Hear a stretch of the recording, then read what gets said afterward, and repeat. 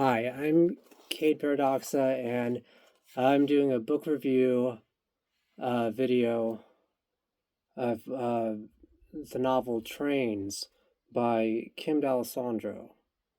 Um, Now, this is her very first novel that came out 5 years ago in 2021. And she's published, I believe, something like 14 novels in the span of time since then. I mean, it's so she's publishing them fast every year, and this very first novel is actually autobiography. It's like an autobiography, actually. Most of her works are lots of different genres. Different each of her the books are all different genres. It would seem like to me, but this one's nonfiction.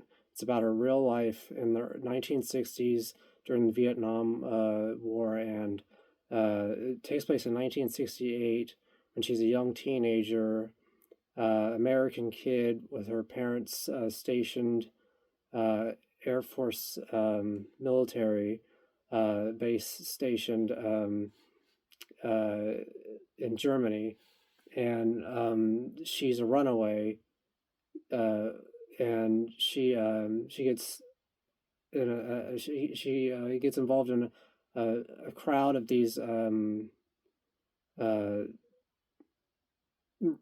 revolutionaries, I guess you would say, in Germany, but they're different nationalities. Some of them are American and French and different, different people that are all um, working a drug network, and they are loosely, they're all kind of uh, somewhat loosely all organized group of, but they're all affiliated with the Red Army faction during that time in Germany.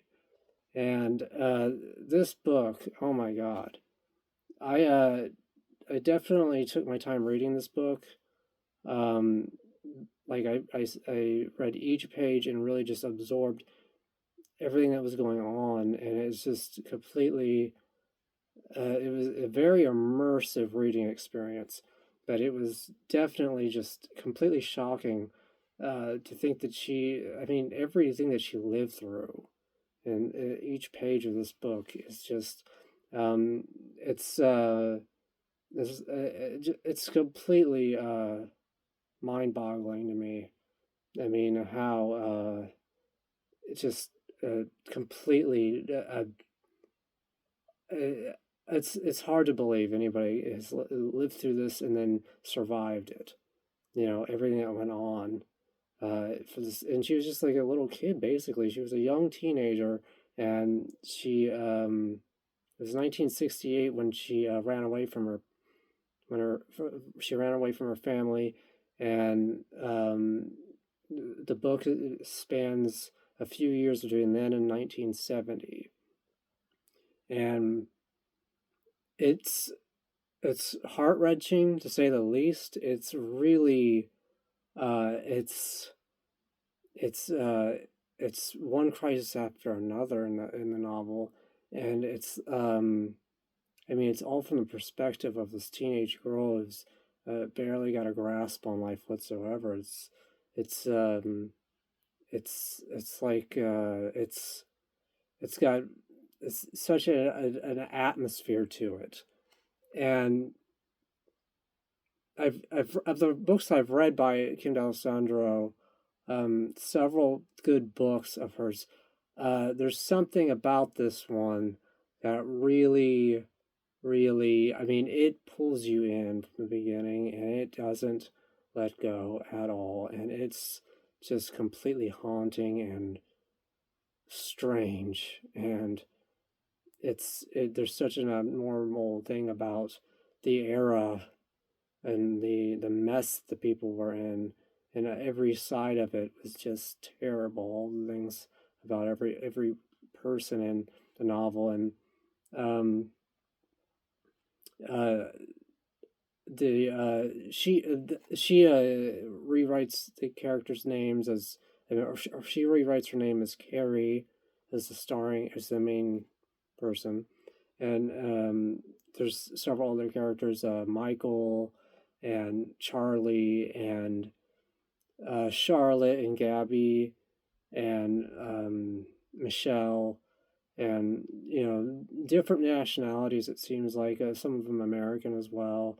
Um, a lot of them are involved in the drug network, but they're like all affiliated with Red Army faction and a lot of crazy, terrorist groups essentially. She was essentially, I mean, she was kidnapped by these people and more or less brainwashed by them at her young age, and just they used her to carry drugs around the military bases in Germany, in the different cities, and it's just really it's disturbing. It's an immersive read, and it is so it's one of those things that will stay with you through long after you're done reading it.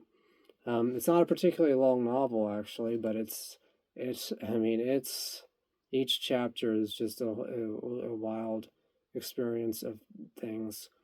Um, the thing is, I realized when tonight, as I was preparing to do this video review, I am almost certain. I think I am certain that I did not even read the back of this book before I read the book, and I don't know if that. I mean, had I read the back, if I would have been a little bit more prepared, but I don't think I read the back to any of the description of it. I just wanted to be completely. I guess I wanted to be completely surprised about what I was reading, and whew, I don't know. I don't know if I recommend that. I don't know if I recommend reading it without reading the back of it, because the back gives you it gives you the synopsis and the reviews, the quick quote reviews from people who've read it, and I wanted to go ahead and read the back of this to give an idea of what goes on in this novel. It's crazy. Because honestly, it's better than going in without any idea. I mean, if that's what you want to do, go ahead. I don't know. I wouldn't go through that experience twice. It's good to read it, know what you're reading ahead of time, especially with this context and the subject matter in it. But here's what it says on the back. It says, when 14-year-old Carrie left her abusive home and connected with a band of disaffected young people in Germany, she never anticipated the ordeal she would live through for the following several years. It was 1968, the Vietnam War was raging, and an alienated generation was kicking back culturally and politically. The group Carrie joined was a part of a network of radical activists connected with the infamous Red Army faction. Soon she was both using and running drugs, getting embroiled in political activism bordering on terrorism, and trying to survive the sexual, emotional, and physical abuse directed at her by her handler and his associates. An insight into an era born of idealism that shows how it crashed and burned, often becoming worse than the society it had rejected. Okay, and here's the review quotes that are on the back as well. Trains is the kind of deeply felt, propulsive, fist to the heart story that leaves a reader drained, staggered, and grateful that the author survived to write it. D'Alessandro writes with shades of Dennis Johnson and Hubert Selby. Hubert Selby wrote Last Exit to Brooklyn, a really gritty novel. And I would definitely agree that her writing style is a lot like Selby's. I mean, it's very raw. It has that proto-punk element to the writing. It's very raw and unacademic. It's like street poetry almost. It's like I mean, it's just really raw, immersive. It's got a visceral element to it, very deeply visceral element to the writing. And the rest of this quote here says, and a raw, unpolished power all her own. Trains is the kind of work I could not put down and didn't want to. Want it to end. Jerry Stahl. Quote by Jerry Stahl. And there's one more quote here, a review quote I'm going to read. Okay, let's see. Kim D'Alessandro writes with an enviable prowess that cannot be taught. With Trains, she's peeled off her skin, ripped out her guts, and thrown it all out onto the table, and done so with an eloquence that will hold the reader spellbound. Uncompromising, fearless, and utterly riveting, Trains is a ride no one should miss. That quote is by Dyer McCain. Anyway, but yeah, really good book. And I also wanted to say, I wanted to show the inside. I wanted to show that the dedication page at the beginning. It says, based on a true story, this book is dedicated to all the children currently under the control of someone other than their parents. Let them see that tiny speck of light that shines to remind them there is a way home. And then it gives it shows a link, an internet link for the National Center for Missing and Exploited Children, which is https://connect.missingkids.org. So that's really cool. I mean, that's what our dedication page is for that. But anyway, like it's an immersive read. I've kind of I've thought on and off about how I should do this video review, if I should give a lot of spoilers to this, what goes on in this novel. I want to avoid giving spoilers. I mean, but I do want to give some details. It's like, I don't know what spoilers are worth, like what it should be mentioned. I mean, me describing how dark and tormented the experience is,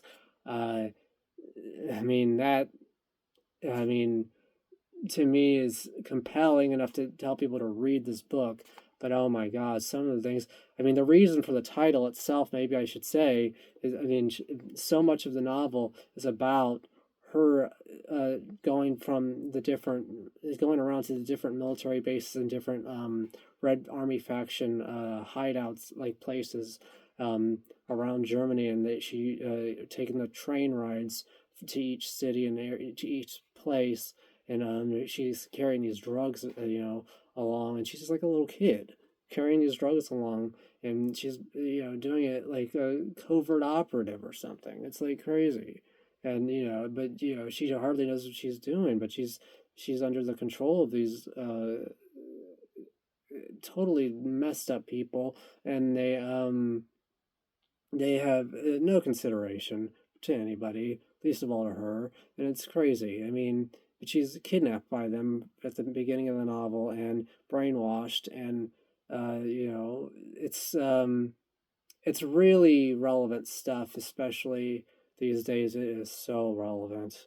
It's crazy to think about how that stuff went on, and there's no good side. It's definitely one of those gritty, true to life experiences, describing every bad side in those scenarios, and life in that era, every bad side. What good side was there? And without giving too much away, I do want to say, because there is a major life experience towards the end of this novel as well that is worth mentioning. I don't want to give any details away about it, but I do want to say, towards the end of this novel, it takes place in 1970, I believe it is. It's around the time that Jimi Hendrix passed away. and Janis Joplin passed away, and Jim Morrison of the Doors. Like it's a tumultuous era. I mean, and it's coming to a head at that in 1970, and she actually goes to the Isle of Wight festival in the UK. Um, um, that has one of Jimi Hendrix's very last concerts before he passed away. I mean, just weeks before he passed away, he performed at the end of August, I believe it was, 1970. The Doors performed one of their very last shows. She was at that concert. I knew about this because she's discussed this fact that she attended that show, that whole festival. She attended that. And I didn't know the context of it. I only knew that she went there because she talked about it, and I'm a big fan of those bands and the music. And like the thing is, I mean, that's I had no idea the context of it until reading this novel, that she was kidnapped and taken there. She was not only kidnapped, she was kidnapped from the people that she was kidnapped by. She was kidnapped by these drug dealers and Red Army faction people, and within their own group there was a splintering off, and she was kidnapped by one of the drug dealers within that group and taken to the Isle of Wight to sell drugs against the orders of the group that she was already, like, within the main group that she was kidnapped within. So she was kidnapped again outside from within the group, taken away from the group, and kidnapped and taken to the Isle of Wight, which is like gotta be the most bittersweet experience. That is a strange thing. Phenomenal that she got to attend that show. That to see Jimi Hendrix and at that festival, and see the Doors and so many groups, so many rock bands of that era, so many incredible bands. The drug runners took her there, kidnapped her from the other drug runners that they backstabbed or whatever. It's crazy. It's crazy. I don't want to go too much into detail, but towards the end of the novel, there's that whole thing that went on, and I mean, it's crazy. And there's a lot that goes on in this. I mean, so many things. It's just wow. It's kind of like Pulp Fiction meets, like, I mean, I wouldn't know what to compare it to. If Pulp Fiction was a true story, if it was pulp nonfiction, it would be like half as disturbing as this novel. I mean, it's something. Anyway, I love this book cover. It's one of my favorite book covers of hers. Like, this is truly, I don't know what it is about this book cover, but I love it. It makes me think of myself as a teenager, kind of. I don't know, the hair, I guess. The long kind of dreadlocks or whatever it kind of looks like on the cover. It's like, and head in the clouds, kind of. Like, I really love that. I did want to say one thing about, there was something at the very end of this novel I wanted to mention. Well, in the epilogue, there was one thing in the epilogue. I don't want to read the whole epilogue because I don't want to read a whole page out of this, in the video. But I do want to mention that it says in the epilogue about, well, I'm not sure if I'll read the beginning part of it. I'll say that in the epilogue, instead of reading it, directly on video, I'll say that the epilogue mentions the deaths of Jim Morrison, Jimi Hendrix, and Janis Joplin, mentions about their deaths, and it mentions about the killing of 4 students and the wounding of 9 other unarmed students at Kent State University by the Ohio National Guard, May 4th, 1970, in Kent, Ohio. Today is the anniversary of that, actually, May the 4th. So, and this is, I am located in Ohio, in Kim D'Alessandro grew up in this city in Dayton, Ohio, partially when she was a kid. Before all this occurred, when she was younger, she grew up here. She was younger than the events that took place in this. She grew up here for a little while, and I wanted to mention that as well because there was something significant about that, and it mentions about the Vietnam War, the 500,000 U.S. soldiers that were stationed in Vietnam in 1970.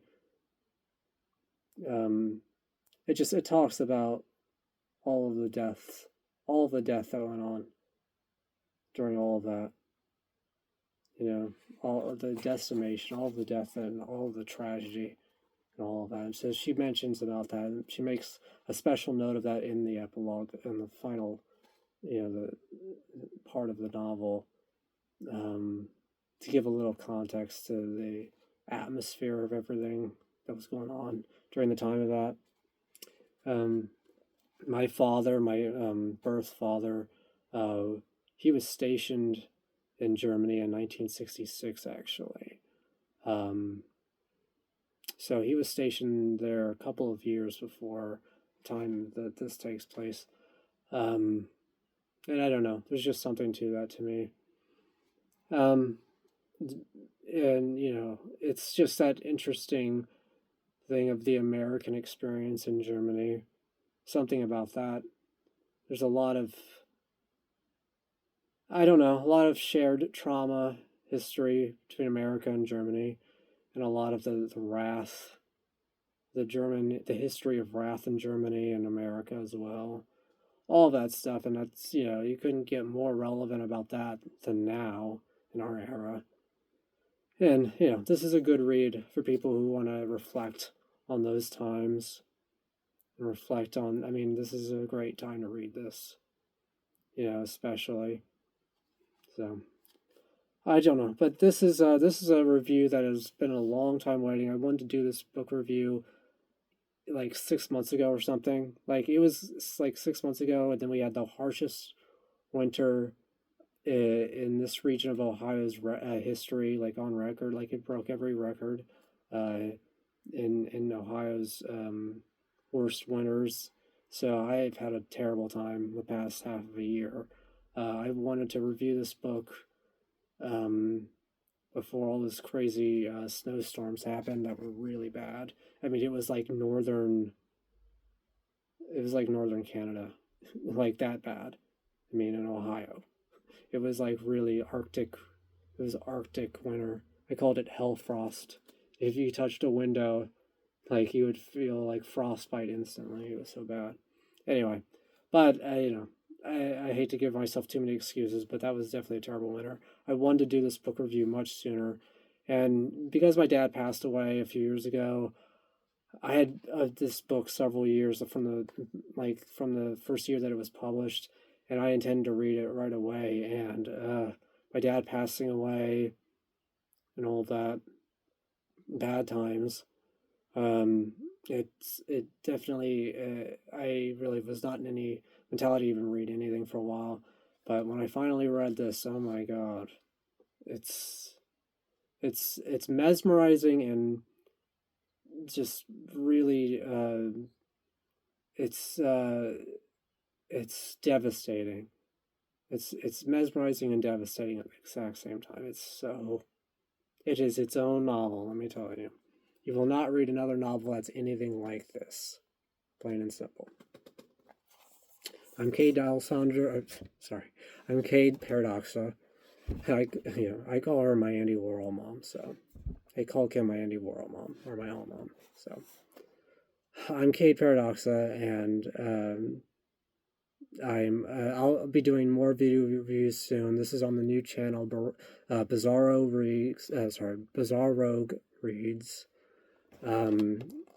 That I started this channel specifically for book reviews, so I'll be doing more book reviews soon. It's Mother's Day coming up, so I'm going to do more book reviews for Kim D'Alessandro soon, since I consider her my Andy Warhol mom. For those who know, you know why that is. But anyway.